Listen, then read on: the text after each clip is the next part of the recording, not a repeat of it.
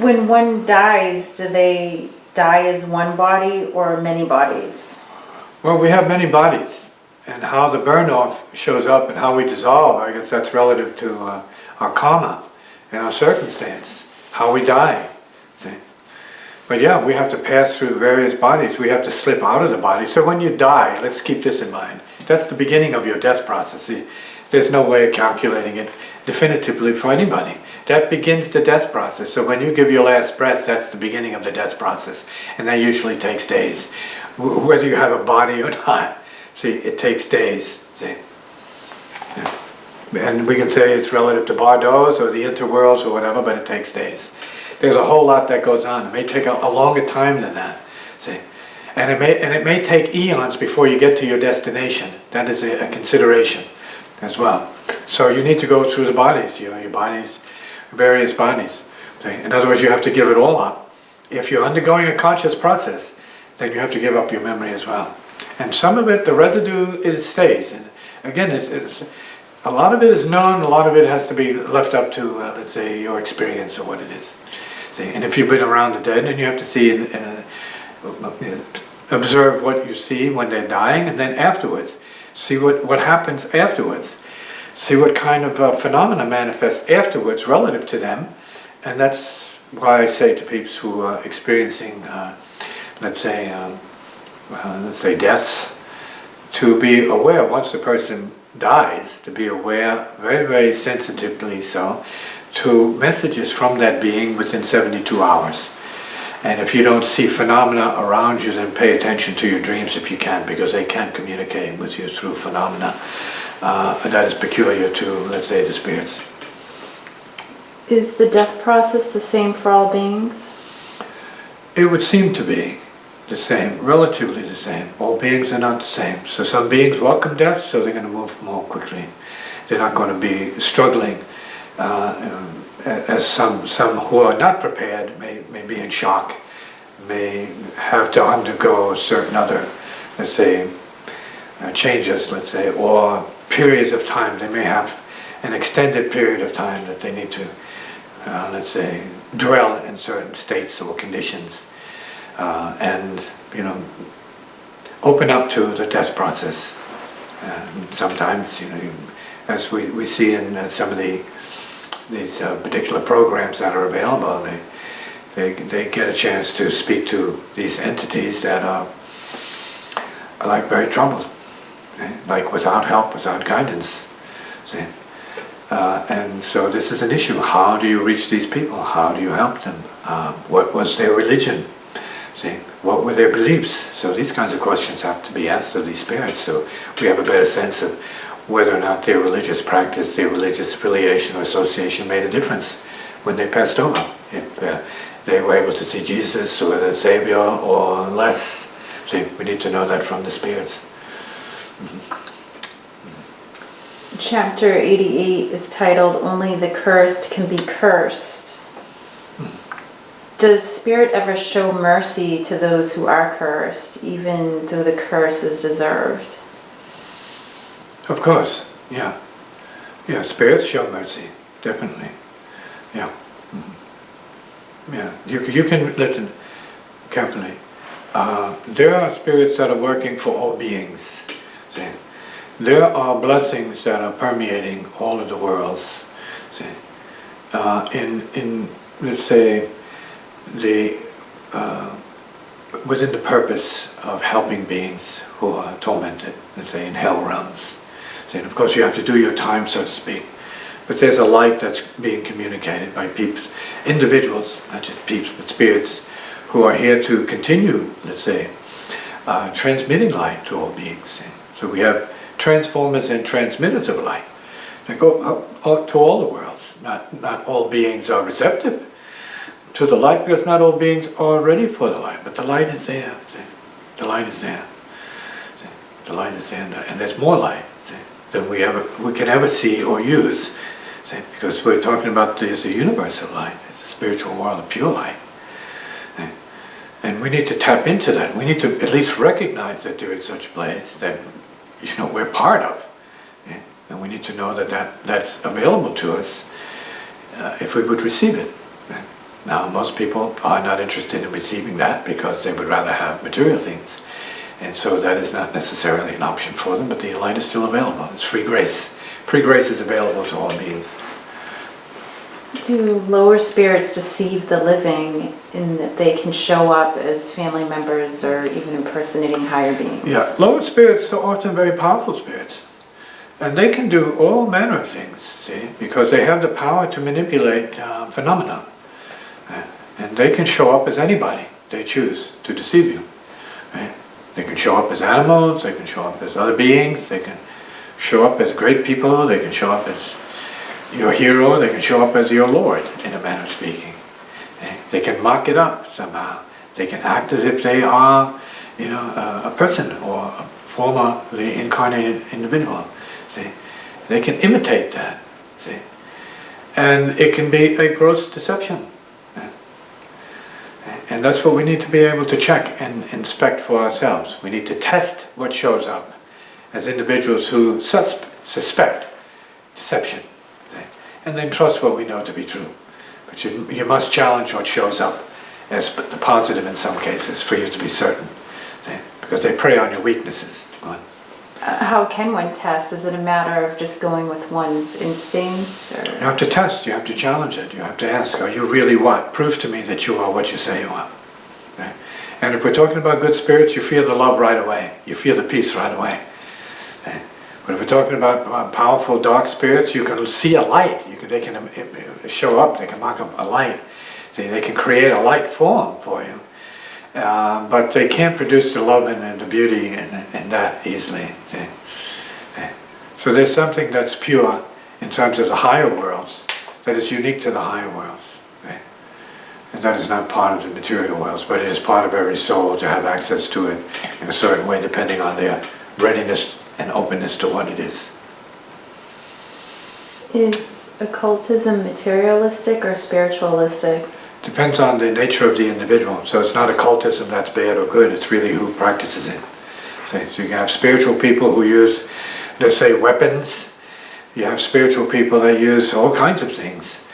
And then you have darker, materialistic people who just do things out of selfishness for themselves and, let's say, less than compassion and reasons, although there are very many materialistic people who seem to be compassionate relative to their family and their country, and all of this is very true and very pure.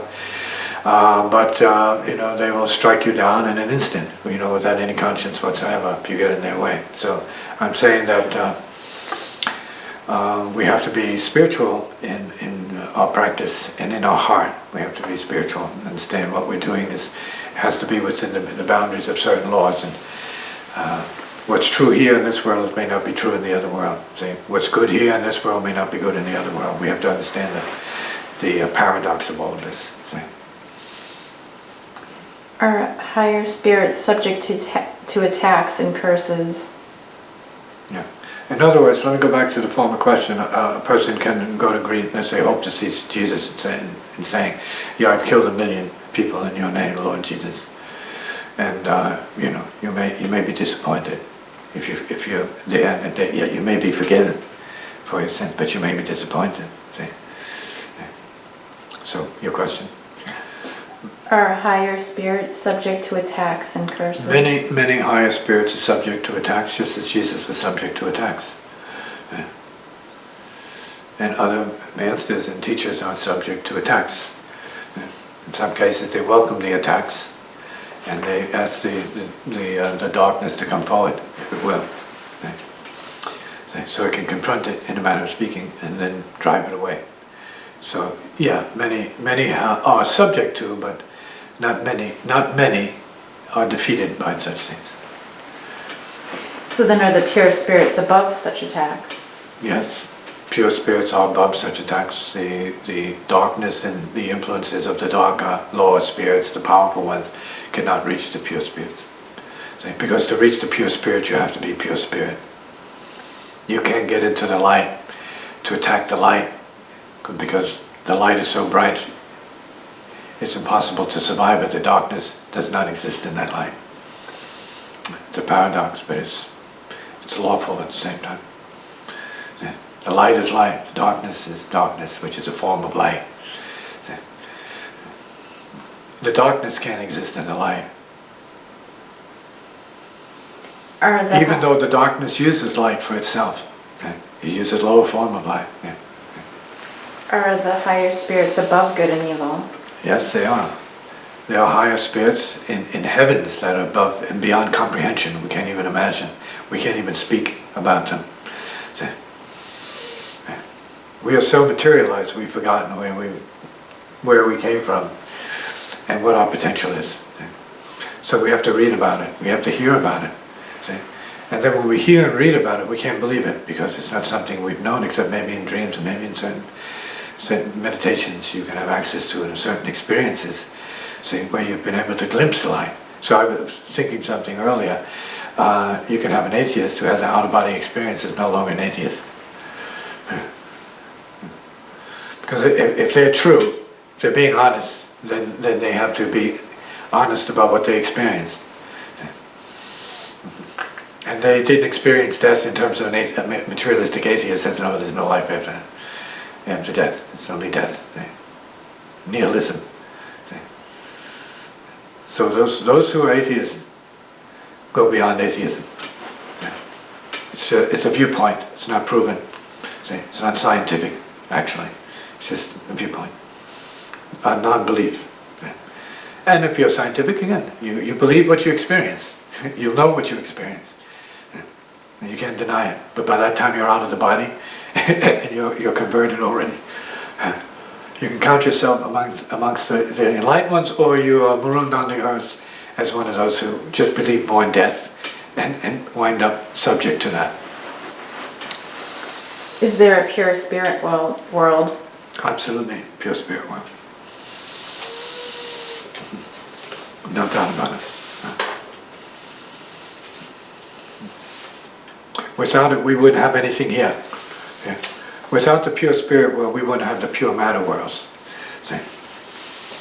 It's a paradox we have to be willing to tolerate. You have the pure matter and you have the pure non-matter, the no matter. See? You have the pure form and you have the pure formlessness, see? Which is the paradox. See? You have pure, let's say, earth bodies and you have space. See, that permeates all the bodies and then it exists as itself. See, as the space of light and the light of space. See, representing more the inner worlds. And then they are a form of the inner worlds. We need to go beyond, we need to penetrate the light and go to its source, and then penetrate the source and go to its source ad infinitum till we are in isness, the real. Chapter 89, which is titled Knowledge Transcending Knowledge. Can you give an example of how karma on the physical plane could be worked off or balanced out through work or service to other beings on other planes? Well, we are physical beings, but we're also spiritual beings. So we can be using, as my mother would say, which is very interesting, she said, let me do this for the souls in purgatory.